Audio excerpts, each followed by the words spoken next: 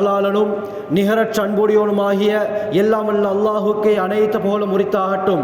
சாந்தி மதம் மேந்தி வந்த சத்திய தூதர் சன்மார்க்க போதகர் சர்தாரே தோ ஆலம் தாஜுல் மதீனா ரஹ்மத்துல் ஆலமீன் இமாமுல் அம்பியா ஹைருல் பரியா உயிரிலும் உயிரான உயிரிலும் மேலான கண்மணி நபிகள் நாயகம் ஸல்லல்லாஹு அலைஹி வஸல்லம் அவர்கள் மீதும் இந்த தீன் பிற்காலத்திலே வாடிய மலராக இருக்கக்கூடாது, வாடாத மலராக இருக்க வேண்டும் என்பதற்காக உயிர் தியாகங்கள் இரத்த தியாகங்கள் செய்த சஹாபாக்கள் தாபிஊன்கள் தபஅத்தாபிஈன்கள் இந்த உலகிலே வாழ்ந்த வாழுகின்ற வாழப் போகின்ற அத்தனை முஸ்லிமான முஃமினான ஆண்கள் பெண்கள் மீதும் அல்லாஹ்வின் சாந்தியும் சமாதானமும் என்றென்றும் உண்டாவதாக.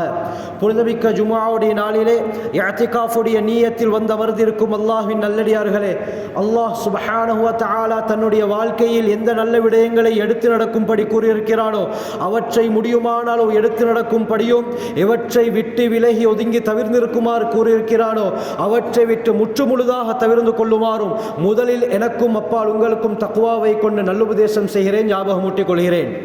அருமையானவர்களே, அல்லாஹ் சுப்ஹானஹு வ தஆலா எம்முடைய சீர்திருத்தத்துக்காக வேண்டிய குர்ஆனை அருளியிருக்கிறான். இந்த குர்ஆனிலே ஒரு மனிதனுடைய வாழ்க்கைக்கு தேவையான எல்லா விடயமும் சொல்லப்பட்டிருக்கிறது. இறக்கப்பட்ட நாளிலிருந்து இதுவரை மாறாத ஒரே வேதம் என்று சொன்னால் அது குர்ஆன் மட்டும்தான். குர்ஆனிலே அல்லாஹ் சவால் விடுகிறான், லா யஅதீஹில் பாத்திலு மின் பைனி யதைஹி வலா மின் கல்ஃபிஹி. இந்த குர்ஆனுக்கு முன்னாலும் சரி குர்ஆனுக்கு பின்னாலும் சரி, அப்படி என்றால் குர்ஆன் இறக்கப்படுவதற்கு முந்தைய காலமாக இருக்கட்டும், குர்ஆன் இறக்கப்பட்டதற்கு பிறகு மறுமை நாள் வரை எத்தனை நாட்கள் வருமோ அந்த நாட்களாக இருந்தாலும் இந்த குர்ஆனுக்குள்ளால எந்த ஒரு பொய்யையும் கொண்டு வர முடியாது. கியாமத் வரைக்கும் குர்ஆனுக்குள்ளால பொய்யை கொண்டு வர முடியாது என்று அல்லாஹ் சவால் விடுகிறான். ஆக கண்ணியமானவர்களே, கண்ணியமான அருமையான ஒரு வேதம் குர்ஆன். அல்லாஹ் சுப்ஹானஹு வ தஆலா இந்த குர்ஆனிலே ஒரு வஸ்துவை பற்றி சொல்வதாக இருந்தால் அது சாதாரணமான விடயமாக இருக்காது. அல்லாஹ் சுப்ஹானஹு வ தஆலா விடத்திலே கண்ணியம் வாய்ந்ததாக, அவனுடைய பார்வையிலே சிறப்பு வாய்ந்ததாகத்தான் இருக்கும். இதே போலத்தான் அல்லாஹ் சுப்ஹானஹு வ தஆலா குர்ஆன்ல சில வஸ்துக்களின் மீது சத்தியம் செய்கிறான். அல்லாஹ் சத்தியம் செய்யக்கூடிய வஸ்தும் சாதாரணமான ஒரு விடயமாக இருக்காது. அல்லாமா இப்னுல் கய்யிம் அல் ஜௌசியா தங்களுடைய அத்திபியானு ஃபி அக்ஸாமில் குர்ஆன் என்ற கிதாபில் குறிப்பிடுறாங்க, அல்லாஹ் குர்ஆனிலே ஒரு வஸ்துவின் மீது சத்தியம் செய்வதாக இருந்தால் அது சாதாரணமான விடயமாக இருக்காது. அல்லாஹ்வுடைய பார்வையில் கண்ணியம் வாய்ந்தது, அல்லாஹ்வுடைய பார்வையில் சிறப்புக்குரியது, அல்லாஹ்வுடைய பார்வையில் மகத்துவம் வாய்ந்ததாகத்தான் இருக்கும். அல்லாஹ் குர்ஆனிலே குதிரையின் மீது சத்தியம் செய்கிறான். அல்லாஹ் சுப்ஹானஹு வ தஆலா குர்ஆனிலே பேடையின் மீது சத்தியம் செய்கிறான். பல விடயத்தின் மீது அல்லாஹ் சத்தியம் செய்கிறான். ஏன் இந்த வஸ்துக்களின் மீது சத்தியம் செய்கிறான் என்பதற்கு பல பக்கங்களுக்கு விளக்கங்கள் எழுதப்பட்டிருக்கிறது. அதை சொல்வதற்கு நேரம் இடம் கொடுக்காது. கண்ணியமானவர்களே, இதே போலத்தான் அல்லாஹ் ஒரு ஆயத்தில் வல் அஸ்ர் காலத்தின் மீது சத்தியமாக அல்லாஹ் காலத்தின் மீது சத்தியம் செய்கிறான். காலத்தின் மீது மட்டுமல்ல சத்தியம் செய்யல, இந்த காலத்தோடு சம்பந்தப்பட்ட ஒவ்வொரு விடயத்தின் மீதும் அல்லாஹ் சத்தியம் செய்கிறான். வல்லைல் இரவின் மீது சத்தியமாக, வன்னஹார் பகலின் மீது சத்தியமாக, வஷம்ஸி வதுஹாஹா சூரியன் மீது சத்தியமாக, அதனுடைய பிரகாசத்தின் மீது சத்தியமாக, வல் கமர் சந்திரனின் மீது சத்தியமாக, வல் ஃபஜ்ர் சுபஹ் நேரத்தின் மீது சத்தியமாக என்று அல்லாஹ் குர்ஆனிலே இந்த காலத்துடைய ஒவ்வொரு பாட்டின் மீதும் சத்தியம் செய்கிறான். கண்ணியமானவர்களே, ஏன் தெரியுமா? அல்லாமா இப்னுல் கய்யிம் அல் ஜௌசியா கூறுகிறார்கள், லிஅன்ன ஸமன கீமத்துன் இன்தல்லாஹ். ஏன் என்று சொன்னால் காலம் என்பது அல்லாஹ்விடத்திலே பெருமதி வாய்ந்தது. டைம் இஸ் கோல்ட் என்று நாங்கள் கூறுவோமே, காலம் என்பது, நேரம் என்பது தங்கத்தை போல, தங்கம் எப்படி விலை மதிப்பற்றதோ இதே போலத்தான் கண்ணியமானவர்களே ஒவ்வொரு செகண்டும் அல்லாஹ்விடத்திலே பெருமதி வாய்ந்தது. சென்று விட்டால் அதை திருப்பி எடுக்க முடியாது. ஆக கண்ணியமானவர்களே, அதனால்தான் அப்துல் ஃபத்தாஹ் அபு குஸ்ஸா ரஹ்மத்துல்லாஹி அலைஹி அவர்கள் கீமத்து ஸமனி இந்தல் உலமா, உலமாக்களிடத்திலே மார்க்க அறிஞர்களிடத்திலே காலம் எவ்வளவு பெருமணியானது என்ற தலைப்பில் ஒரு புத்தகத்தை கூட எழுதியிருக்கிறார்கள். ஆக அல்லாஹ் சுப்ஹானஹு வ தஆலா இப்படி காலத்துடைய ஒவ்வொரு பகுதியின் மீது சத்தியம் செய்துவிட்டு வலையாலின் அஷ்ர் 10 இரவுகளின் மீது சத்தியமாக என்று அல்லாஹ் ஒரு இடத்திலே கூறுகிறான். கண்ணியமானவர்களே, அல்லாஹ் 10 இரவுகளின் மீது சத்தியம் செய்கிறான். அது எந்த இரவு? அல்லாமா அப்துல்லா பின் அப்பாஸ் ரலியல்லாஹு அன், முஜாஹித் இப்னு ஜபர் அல் மக்கி, சயீத் இப்னு ஜுபைர் போன்ற முக்கியமான குர்ஆனுடைய விரிவுரையாளர்களுடைய கருத்து அஷ்ரு துல்ஹிஜ்ஜா, துல்ஹிஜ்ஜாவுடைய முதல் 10 நாள். நாம் இருக்கக்கூடிய இந்த 10 நாளின் மீது தான் அல்லாஹ் சத்தியம் செய்கிறான். அருமையானவர்களே, ரசூலுல்லாஹி ஸல்லல்லாஹு அலைஹி வஸல்லம் ஹதீஸ்கள்ல எத்தனையோ சிறப்புகளை சொல்லி இருக்கிறார்கள். புகாரியுடைய ரிவாயத் அப்துல்லாஹ் பின் அப்பாஸ் ரலியல்லாஹு அன்ஹு அறிவிக்கிறாங்க, ஸல்லல்லாஹு அலைஹி வஸல்லம் சொன்னார்கள், மல் அமல் ஃபீ அய்யாமின் அஃதல மின்ஹா ஃபீ ஹாதிஹி, இந்த துல்ஹிஜ்ஜாவுடைய முதல் 10 நாட்களிலே செய்யக்கூடிய அமலை விட மிக சிறந்ததாக வேற எந்த நாட்களில் செய்யக்கூடிய அமலும் கிடையாது என்றார்கள். அப்படின்னு சொன்னால் ஏழைய நாட்களிலே செய்யக்கூடிய அமல்களை விட அல்லாஹ்விடத்திலே கண்ணியம் வாய்ந்தது நாம் இருக்கக்கூடிய இந்த துல்ஹிஜ்ஜாவுடைய முதல் 10 நாட்களில் செய்யக்கூடிய அமல். அபூ தாவூத் திர்மிதியுடைய ரிவாயத் இப்னு அப்பாஸ் ரலியல்லாஹு அன்ஹு அறிவிக்கிறாங்க, ஸல்லல்லாஹு அலைஹி வஸல்லம் இதே ஹதீஸிலே இன்னொரு வார்த்தையை போட்டு சொன்னார்கள், அஹப்ப இலல்லாஹ், அல்லாஹ்வுக்கு மிக மிக விருப்பமான அமல் இந்த துல்ஹிஜ்ஜாவுடைய மாதத்தில் செய்யக்கூடிய அமல். இமாம் அல்பானி ஸஹீஹு தர்கீப் வ தர்ஹீப்ல இப்னு அப்பாஸ் ரலியல்லாஹு அன்ஹு அவர்களுடைய ஸஹீஹான ரிவாயத்தை கொண்டு வராங்க. அந்த ரிவாயத்துல நபி அவங்க சொன்னாங்க, அஸ்கா இந்தல்லாஹ், அல்லாஹ்விடத்திலே மிக பரிசுத்தம் வாய்ந்த, வலா அஅஸம அஜ்ரன், அதிகம் நன்மையை ஈட்டி தரக்கூடிய அமல் இந்த துல்ஹிஜ்ஜாவுடைய முதல் 10 நாட்களில் செய்யக்கூடிய அமல் என்றார்கள். அல்லாஹு அக்பர். இந்த 10 நாட்களிலே அதிகம் அமல் செய்யக்கூடிய கூட்டத்திலே அல்லாஹ் எம்மையும் எம்முடைய குடும்பத்தாரையும் ஆக்கியருள்வானாக. கண்ணியமானவர்களே, பஸ்ஸாருடைய ரிவாயத் வருது, ஜாபிர் ரலியல்லாஹு அன்ஹு சொல்றாங்க, ஸல்லல்லாஹு அலைஹி வஸல்லம் சொன்னார்கள், அஃதலு அய்யாமி துன்யா, இந்த உலக நாட்களிலே மிக மிக சிறந்த நாட்கள் எது தெரியுமா? இந்த வார்த்தைக்கு முஹத்திஸூன்கள் 2 கருத்துக்களை கூறுகிறார்கள். முதலாவது, ஒரு வருடத்திலே 365 நாட்கள் இருக்கிறது. இந்த 365 நாட்களில் அல்லாஹ்விடத்திலே மிகவும் கண்ணியம் வாய்ந்த நாட்கள். இரண்டாவது கருத்து, இந்த உலகம் படைக்கப்பட்டு எத்தனாயிரம் வருடங்கள் கண்ணியமானவர்களே, அல்லாஹு அக்பர், அந்த பல்லாயிரக்கணக்கான வருடங்களில் எத்தனை நாட்கள் இருக்கும்? கோடான கோடி நாட்கள். உலகம் படைக்கப்பட்டதிலிருந்து இதுவரை எத்தனை நாட்கள் இருக்கிறதோ அந்த கோடான கோடி நாட்களிலே மிகவும் சிறந்த நாட்கள் எது தெரியுமா? ஸல்லல்லாஹு அலைஹி வஸல்லம் சொன்னார்கள், அய்யாமுல் அஷ்ர், துல்ஹிஜ்ஜாவுடைய முதல் 10 நாள் என்றார்கள். இந்த அளவுக்கு சிறப்பு கண்ணியமானவர்களே, இந்த அளவுக்கு அல்லாஹ் சுப்ஹானஹு வ தஆலா இந்த நாட்களை சிறப்பிப்பதற்கு என்ன காரணம்? அல்லாமா ஹாஃபில் இப்னு ஹஜர் அஸ்கலானி ரஹ்மத்துல்லாஹி அலைஹி புகாரியுடைய விரிவுரை ஃபத்ஹுல் பாரியிலே கூறுகிறார்கள், ஏனென்று சொன்னால் லிஜ்திமாஇ உம்மஹாத்தில் அமால், இஸ்லாத்துடைய பிரதானமான தலைமை வகிக்கக்கூடிய எல்லா நல் அமல்களும் ஒரேடியாக இந்த 10 நாட்களில் ஒன்று சேர்கிறது. அதனால தான் இந்த 10 நாட்கள் அல்லாஹ்விடத்திலே கண்ணியம் வாய்ந்தது. இஸ்லாத்துடைய முக்கியமான அமல் தொழுகை. இந்த தொழுகையை இந்த 10 நாட்களில் அதிகமாக தொழ வேண்டும். கண்ணியமானவர்களே, ஃபர்துகளை நாம் பேணி தொழுவது போல இந்த 10 நாட்களில் நஃபிலான தொழுகைகளில் அதிகம் கவனம் செலுத்த வேண்டும் கண்ணியமானவர்களே. ஏனென்று சொன்னால் அல்லாஹ் பன்மடங்கு நன்மையை கூட்டி கொடுக்கிறான் இந்த நாளில் அமல் செய்யக்கூடியவர்களுக்கு. தொழுகை இந்த நாட்களிலே ஒன்று சேருகிறது, இஸ்லாத்துடைய முக்கியமான அமல். இதே போலத்தான் ஜகாத்தை எடுத்துக்கொண்டாலும் அருமையானவர்களே, அதிகமானவர்கள் நினைக்கிறார்கள் என்ன தெரியுமா?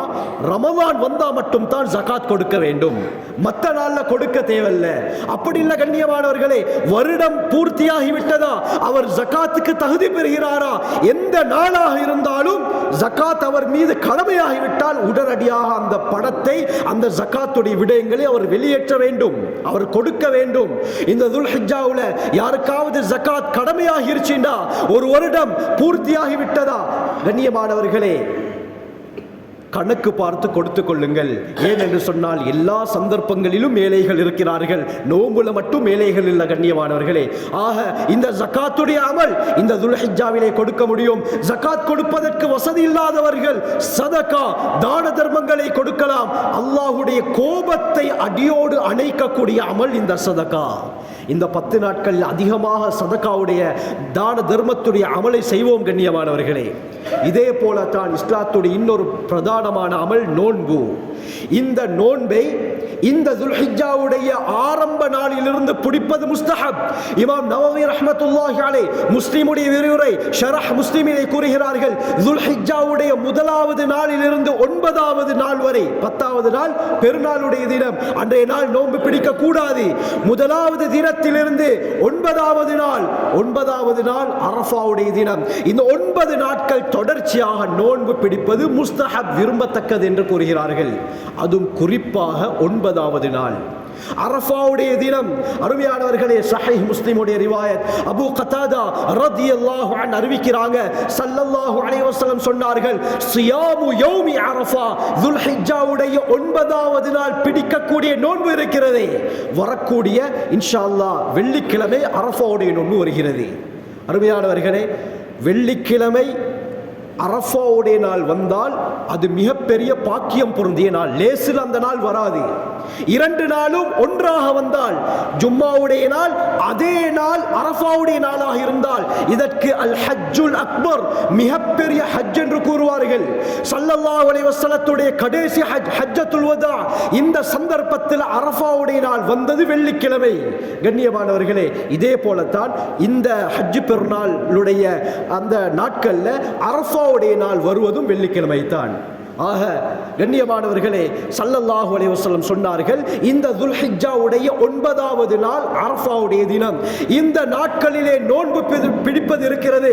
அஹ்தஸிபு அலல்லாஹ், நபி அவங்க என்ன தெரியுமா சொன்னாங்க, அல்லாஹ்விடத்திலே நான் நன்மையை ஆதரவு வைக்கிறேன். அய்யுகஃபிர ஸனத்தல்லதி கப்லஹு வஸனத்தல்லதி பஅதஹு, முன்னால் ஒரு வருடம் பின்னால் ஒரு வருடத்துடைய பாவங்களுக்கு இந்த நோன்பு குற்ற பரிகாரமாக ஆகும் என்று நான் அல்லாஹ்விடத்திலே ஆதரவு வைக்கிறேன் என்று சொன்னார்கள்.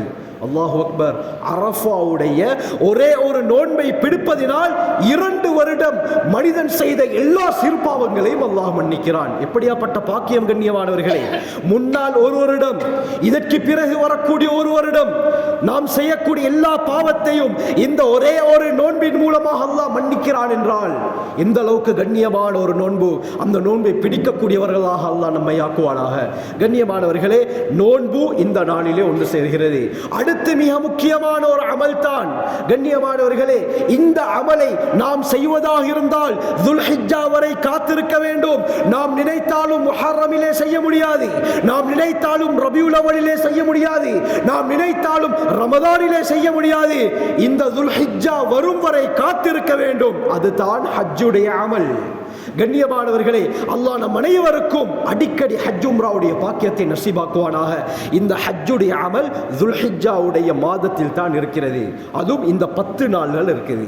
யௌமுத் தர்வியா 8வது நாள், துல்ஹிஜ்ஜாவுடைய 8வது நாளிலிருந்து ஹஜ்ஜுடைய அமல்கள் ஆரம்பமாகிறது கண்ணியமானவர்களே. ஆக இது போன்ற இஸ்லாத்துடைய பிரதானமான எல்லா அமல்களும் இந்த 10 நாட்களிலே ஒன்று சேர்வதன் காரணமாகத்தான் அல்லாஹ்விடத்திலே இந்த முதல் 10 நாள் மிகவும் கண்ணியம் வாய்ந்தது என்று இப்னு ஹஜர் அஸ்கலானி ரஹ்மத்துல்லாஹி அலைஹி ஃபத்ஹுல் பாரியிலே குறிப்பிடுகிறார்கள். கண்ணியமானவர்கள், இதே போலத்தான் அல்லாஹ் எப்படி இந்த மாதத்தில் இந்த நாட்கள்ல நன்மைகள் செய்தால் அதை இரட்டிப்பாக்கி பன்மடங்காக்கி கொடுக்கிறானோ, இதே போல இந்த நாட்களிலே யாராவது ஒருவர் பாவம் செய்தாலும் அதனுடைய தண்டனையும் பயங்கரமானது என்பதாக மார்க்கறிஞர்கள் கூறுகிறார்கள். அல்லாஹ் நம் அனைவரையும் பாதுகாக்கணும். கண்ணியமானவர்களே, இந்த 10 நாள்ல செய்யக்கூடிய இன்னொரு முக்கியமான அமல் இருக்குது. 10வது நாள் யௌமுன் நஹர், ஹஜ்ஜு பெருநாளுடைய தினம். இந்த நாட்களிலே நாம் எத்தனையோ அமல்களை செய்வோம். உறவினர்களுடன் முசாஃபஹா செய்வோம். காலையிலே நேர காலத்துடன் குளித்துவிட்டு அந்த பெருநாளுடைய தொழுகை நிறைவேற்றுவதற்காக புத்தாடைகளை அணிந்து அத்தர்களை பூசி மஸ்ஜிதுக்கு வருவோம்.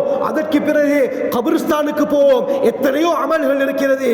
ஆனால் ஸல்லல்லாஹு அலைஹி வஸல்லம் இந்த ஹஜ் பெருநாளுடைய தினத்தில் செய்யக்கூடிய அமல்கள்ல மிக சிறந்த அமல் எது என்பதையும் சொல்லியிருக்கிறார்கள். திர்மிதி, அபூதாவுதுடைய ரிவாயத், ஆயிஷா ரலியல்லாஹு அன்ஹா அறிவிக்கிறாங்க, ஸல்லல்லாஹு அலைஹி வஸல்லம் சொன்னார்கள், மா அமில இப்னு ஆதம யௌமன் நஹ்ரி அஹப்ப இலல்லாஹி மின் இஹ்ராகி தமி. ஒரு அடியான் ஹஜ்ஜி பெருநாளுடைய யௌமுன் நஹர், இந்த ஹஜ்ஜி பெருநாளுடைய தினத்திலே செய்யக்கூடிய அமல்களில் அல்லாஹுக்கு மிக விருப்பமான அமல் இரத்தத்தை ஓட்டுவதை விட வேறொன்றும் கிடையாது என்றார்கள். அப்படி என்றால் உதுஹியாவுடைய அமல், குர்பானியுடைய அமல், இந்த அமலை போல அல்லாஹ்விடத்திலே மிக சிறப்பானது வேற எந்த அமலும் இல்லைண்டாங்க.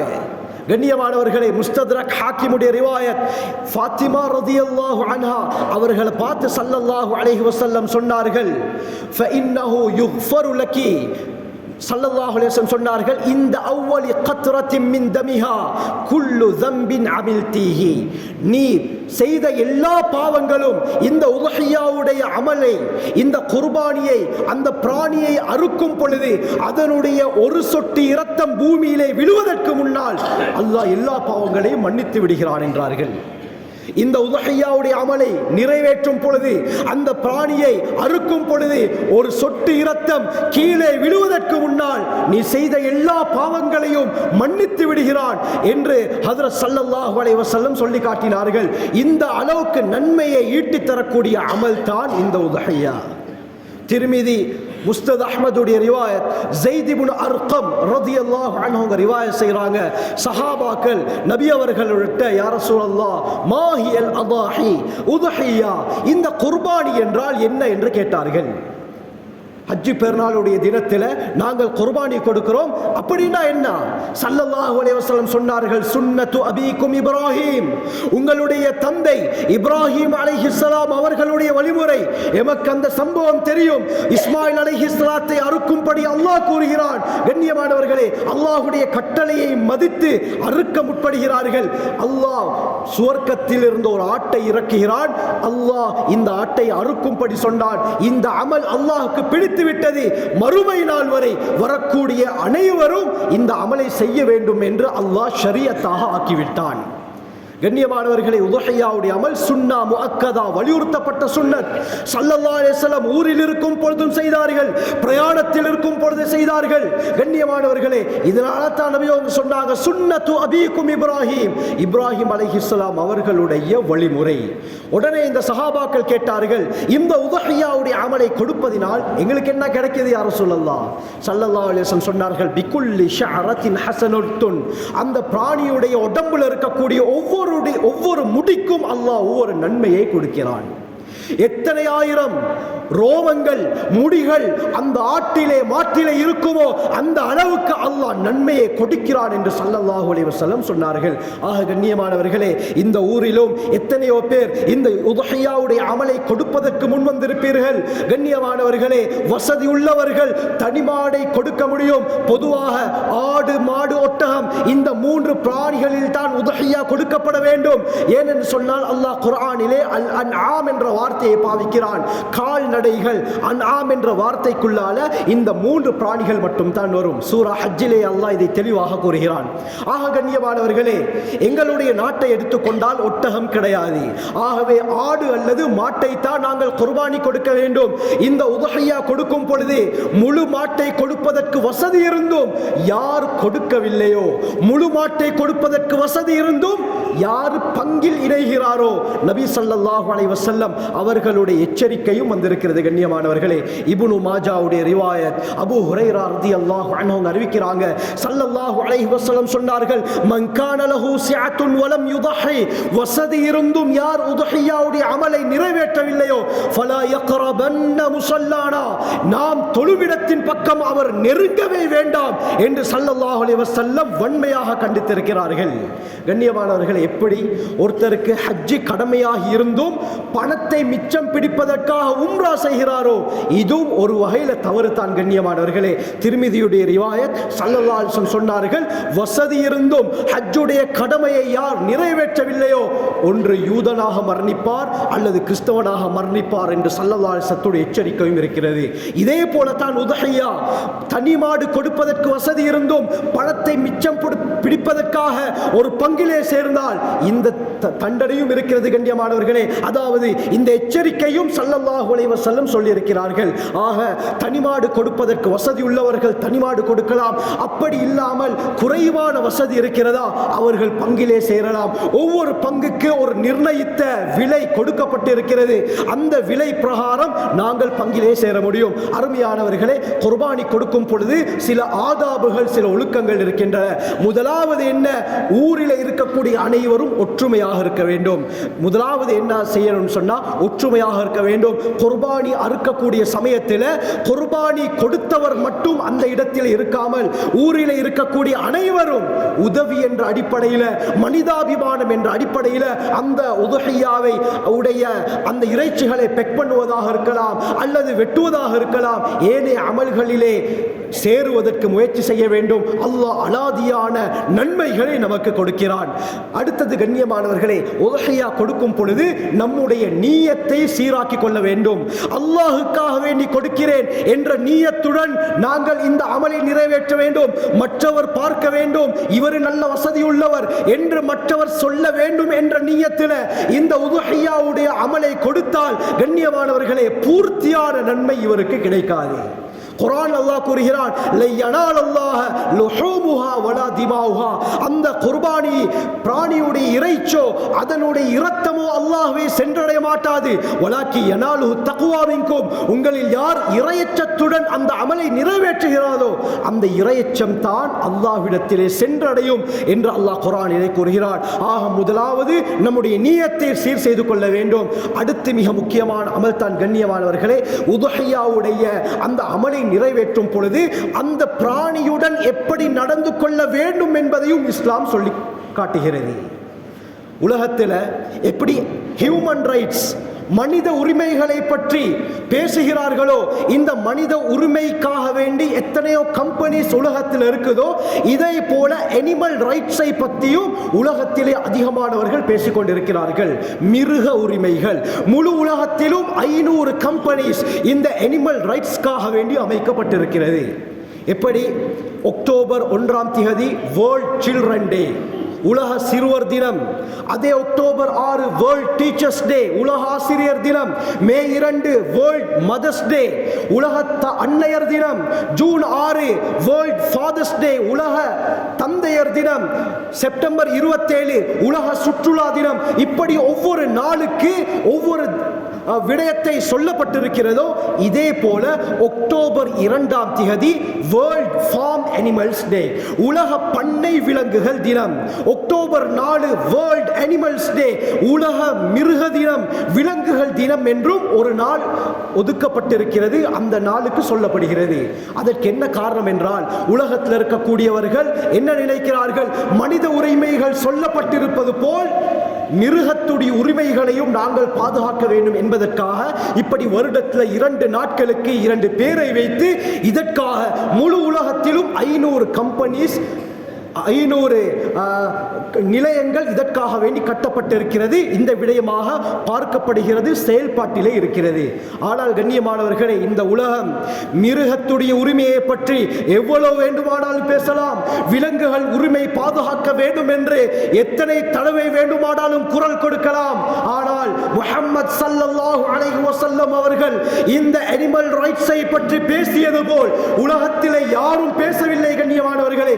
அந்த அளவுக்கு ஸல்லல்லாஹு அலைஹி வஸல்லம் இந்த மிருகத்துடன் நாம் எப்படி நடக்க வேண்டும், உதுஹியா கொடுக்கும் பொழுது அந்த மிருகத்துடன் எப்படி நாங்கள் நடந்து கொள்ள வேண்டும் என்பதையும் சொல்லியிருக்கிறார்கள். சஹீஹ் முஸ்லிமுடைய ரிவாயத், ஷத்தாத் இப்னு அவுஸ் ரலியல்லாஹு அன்ஹு அறிவிக்கிறாங்க, ஸல்லல்லாஹு அலைஹி வஸல்லம் சொன்னார்கள், இன்னல்லாஹ கதபல் இஹ்சான அலா குல்லி ஷை, அல்லாஹ் சுப்ஹானஹு வ தஆலா ஒவ்வொரு பொருளின் மீதும் உபகாரத்தை கடமையாக்கி விட்டான். ஃபைதா கதல்தும் ஃபஅஹ்சினு அல் கித்லா, நீங்கள் ஒரு மிருகத்தை அறுப்பதாக இருந்தால் அந்த மிருகத்துடன் நீங்கள் நல்ல முறையில் நடந்து கொள்ளுங்கள். ஃபஅஹ்சினு அல் கித்லத, அந்த மிருகத்தை அறுக்கும் பொழுது உபகாரத்தை கையாளுங்கள், நல்ல முறையை கையாளுங்கள் என்று சொல்லிவிட்டு நபி அவங்க சொன்னாங்க, நீங்க ஒரு பிராணியை அறுக்கும் பொழுது வல் யுஹித்த அஹதுக்கும் ஷஃப்ரத்துஹு, உங்களில் ஒருவர் அந்த பிராணியை அறுப்பதாக இருந்தால் தன்னுடைய கத்தியை நன்றாக தீட்டிக் கொள்ளட்டும் என்றார்கள். மொட்டை கத்தியை கொண்டு மிருகத்தை அறுப்பதை இஸ்லாம் வன்மையாக தண்டிக்கிறது. ஏன் என்று சொன்னால் நபி அவர்கள் சொல்வதற்கு காரணம் இருக்கிறது. நன்றாக தீட்டப்பட்ட கத்தியினால் அந்த மிருகத்தை அறுக்கும் பொழுது சில வினாடிகளில் அதனுடைய உயிர் பிரிந்துவிடும். ஆனால் மொட்டை கத்தியின் மூலமாக அறுப்பதினால் 5-6 செகண்ட்களில் போக இருக்கக்கூடிய ரூஹ் பல நிமிடங்கள் பல மணித்தியாலங்கள் எடுக்கும். ஒழுங்காக வெட்டிப்படாத கண்ணியமானவர்களே. அதனால் தான் நபி அவங்க சொன்னாங்க, அந்த மிருகத்துடன் நீங்கள் நோவினையான முறையில் நடந்து கொள்ள வேண்டாம், நோவிக்க வேண்டாம். உங்களில் ஒருவர் அறுக்கும் பொழுது தன்னுடைய கத்தியை நன்றாக தீட்டிக் கொள்ளட்டும்.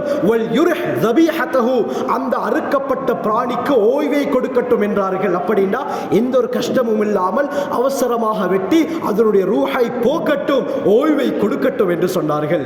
கண்ணியமானவர்களே, இந்த விடயத்தை நாங்கள் நன்றாக விளங்கிக் கொள்ளணும். நாங்கள் குர்பானி கொடுக்கும் பொழுது நன்றாக கத்தியை தீட்டிக் கொண்டு வர வேண்டும். அடுத்து மிக முக்கியமான விடயம் தான், மிருகத்தை எந்த பிராணியை நாங்கள் அறுக்கிறோமோ அதுக்கு முன்னால கத்தியை தீட்டுறதையும் ஸல்லல்லாஹு அலைஹி வஸல்லம் தடை செய்தார்கள். நாங்க கத்தியை தீற்றத அந்த ஆடு அல்லது மாடு பாக்குதா, இதையும் ஸல்லல்லாஹு அலைஹி வஸல்லம் தடுத்தார்கள். தபரானியுடைய ரிவாயத், ஸல்லல்லாஹு அலைஹி வஸல்லம் பாதையில போறாங்க. ஒரு மனிதர் என்ன செய்யறாருன்னா, ஒரு ஆட்டை படுக்க வைத்து அந்த ஆட்டுக்கு மேலால் ஒரு காலை வைத்து அந்த ஆட்டுக்கு முன்னால இருக்கக்கூடிய ஒரு கல்லில தன்னுடைய கத்தியை தீட்டி கொண்டிருக்கிறார். ஸல்லல்லாஹு அலைஹி வஸல்லம் இதை பார்க்கிறாங்க. அந்த ஆட்டுடைய முகத்தை பார்த்தால் அந்த ஆடு பயந்து அந்த கத்தி தீட்டப்படுவதை பார்த்து கொண்டிருக்கிறது. அந்த கத்தியை தீட்டுவதை இந்த ஆடு பயந்து பார்க்கிறது. ஸல்லல்லாஹு அலைஹி வஸல்லம் அந்த சஹாபிக்கு என்ன சொன்னார்கள் தெரியுமா? அஃபலா கப்ல ஹாதா, இந்த ஆடை படுக்க வைப்பதற்கு முன்னால் நீ கத்தியை தீட்டிருந்தால் நன்றாக இருக்குமே. அதுரீது அன் துமீதஹா மௌத்ததைன். அல்லாஹு அக்பர். இதை விட மிருக உரிமையை பற்றி பேசியவர் யார்? கண்ணியமானவர்களே, யாரும் கிடையாது. நபி அவங்க சொன்னாங்க, என்ன இந்த பிராணியை 2 தடவை நீ மௌத்தாக்க பார்க்கிறாயா என்று கேட்டார்கள். பயத்திலேயே அது மரணித்து விடும்.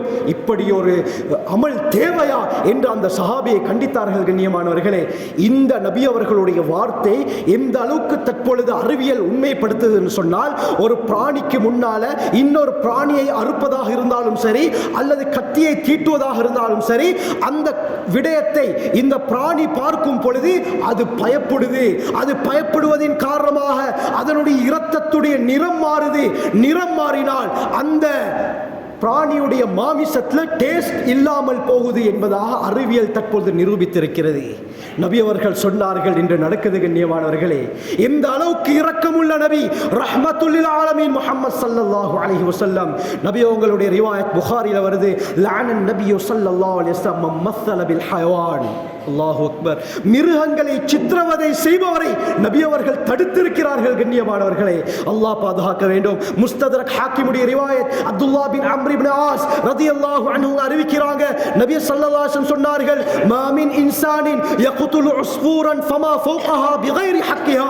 எந்த ஒரு காரணமும் இல்லாமல் யார் ஒரு சிட்டுக்குருவியையோ அல்லது அதைவிட தோற்றத்தில் பெரிய ஒரு பிராணியையோ வீணாக கொலை செய்வாரோ, இல்லா ஸஅலல்லாஹு அன்ஹா யௌமல் கியாமா, இதை பற்றியும் அந்த மனிதரிடத்தில் மறுமை நாளில் அல்லாஹ் கேள்வி கேட்பான் என்று ஸல்லல்லாஹு அலைஹி வஸல்லம் சொன்னார்கள். கண்ணியமானவர்களே, அபூதாவுதுடைய ரிவாயத், ஸல்லல்லாஹு அலைஹி வஸல்லம் பாதையில நடந்து போறாங்க. 2 பேர் தன்னுடைய ஒட்டகத்துக்கு மேலால் அமர்ந்து பேசிக் கொண்டிருந்தார்கள். ஸல்லல்லாஹு அலைஹி வஸல்லம் சொன்னார்கள், இய்யாக்கும் அன் தத்தகிது துஹூர தவாபிக்கும் மனாபிர். நபி அவங்க அந்த 2 சஹாபியை எச்சரிக்கை செய்தார்கள்.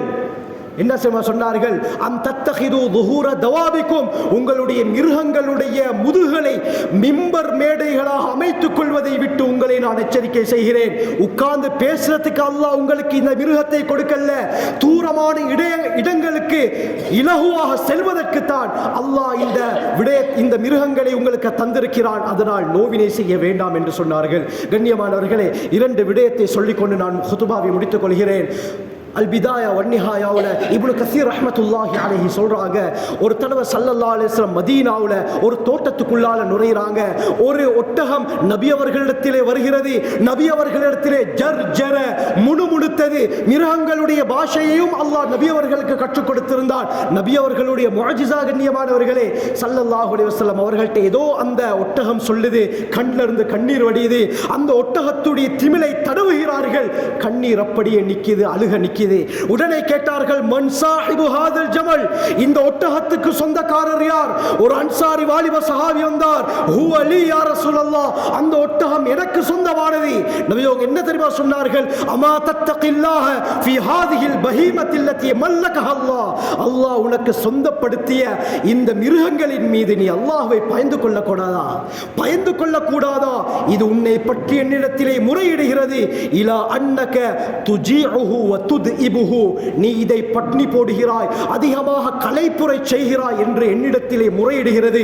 இனி இப்படி நடக்காது என்று சொன்னார்கள். அல்லாஹு அக்பர். கண்ணியமானவர்களே, இமாம் ஹத்தீப் அல் பக்தாதி தாரீஹ் பக்தாதில் குறிப்பிடுறாங்க, உமர் பின் கத்தாப் ரலியல்லாஹு அன்ஹு அவர்களுடைய வார்த்தை பொன் எழுத்துக்களால் பொறிக்கப்பட வேண்டும். அவங்க என்ன தெரியுமா சொன்னார்கள்? லவ் அஸரத் பக்லத்துன் ஃபில் இராக், நான் மதீனாவிலே இருக்கும் பொழுது 2000 கிலோமீட்டருக்கு அப்பால் இருக்கக்கூடிய இராக்கிலே ஒரு கோவேறு கழுதை செல்கிறது. அதெல்லாம் என்னுடைய அரசாட்சிக்கு கட்டுப்பாடான இடமாக இருக்கிறது. இந்த சந்தர்ப்பத்தில் ஈராக்கில் ஒரு கோவேறு கழுதை பாதையிலே செல்லும் பொழுது அந்த பாதையில ஏதோ ஒரு குறையின் காரணமாக, ஒன்று குழியாக இருக்கலாம் அல்லது பாதை உடைஞ்சிருக்கலாம், இப்படி ஏதோ ஒரு காரணத்தால ஒரு இடத்தில் அந்த கோவேறு கழுதை திடுக்கி விட்டது. நாங்க ரோட்ல போக்குள்ள ஸ்லிப் ஆகுமா இல்லையா? இதே போல அந்த கோவேறு கழுதை திடுக்கி விட்டது என்றால் லஸஅலனி அல்லாஹ் லிமலம் தஅஹத் லஹத் தரீக் யா உமர். அல்லாஹு அக்பர். கியாமத்துடைய நாளிலே அல்லாஹ் என்னிடத்திலே கேட்பான், உமரே அந்த கோவேறு கழுதைக்கு ஏன் நீ ஒழுங்கான பாதையை போடவில்லை என்று சொன்னார்கள். அந்த கோவேறு கழுதையுடைய விடயத்திலும் ஒழுங்காக நடந்து கொள் என்று அல்லாஹ் என்னிடத்திலே கேட்பான் என்று உமர் பின் கத்தாப் ரலியல்லாஹு அன்ஹு சொன்னார்கள். ஆக இந்த அளவுக்கு இஸ்லாம் மிருக உரிமைகளை பற்றி பேசியது போல் வேறு யாரும் சொல்லவில்லை கண்ணியமானவர்களே. ஆகவே இந்த உதுஹியாவுடைய அமலை செய்யும் பொழுது எல்லோரும் இணைந்து இந்த அமலை செய்வோம். பங்கு பிரிப்பதாக இருந்தாலும் சரி, பார்சல் கொடுப்பதாக இருந்தாலும் எல்லோரும் ஒற்றுமையாக ஒன்றிணைந்து செய்வோம். அடுத்தது, அந்த பிராணியை அறுக்கும் பொழுது கால்களை கட்டாமல் அப்படியே அவிழ்த்து விட்டு அதற்கு பிறகு அறுப்பதற்கு முயற்சி செய்வோம். இதுவும் ஒரு விடத்திலே மிருகத்துக்கு செய்யக்கூடிய தண்டனை என்று சொல்லப்படுகிறது. ஆகவே அல்லாஹ் சுப்ஹானஹு வ தஆலா இந்த துல்ஹிஜ்ஜாவுடைய மாதத்தை பிரயோஜனமாக கழித்து அல்லாஹ்வுடைய நெருக்கத்தை பெறக்கூடியவர்களாக ஆக்கி அருள்வானாக. ஜஸாக்குமுல்லாஹு கைர். வ ஆகிரு தஅவானா அல்ஹம்துலில்லாஹி ரப்பில் ஆலமீன்.